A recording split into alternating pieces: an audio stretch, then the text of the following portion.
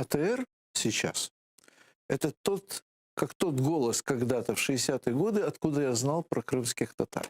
Как BBC, как «Свобода», как «Голос Америки». Потому что иначе сегодня про Крым мало что можно услышать.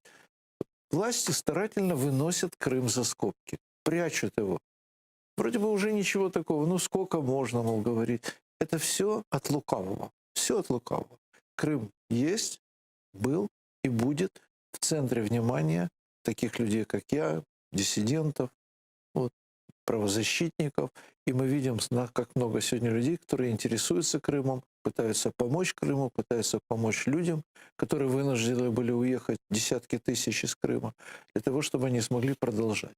АТР — это не просто голос, это трудно переоценить его значение.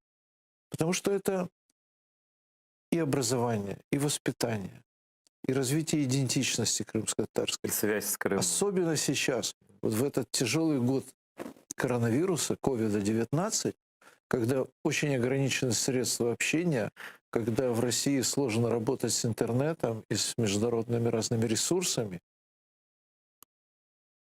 голос Крыма, голос АТР — это тот голос, через который могут передаваться все. И традиция, и культура, и язык, и религиозные различные элементы. Он как бы единственная отдушина сегодня для крымских татар, которая смотрит в мир и доносит для них и информацию о мире, и о них самих, и главное о том, что крымские татары во всем мире пользуются большой поддержкой.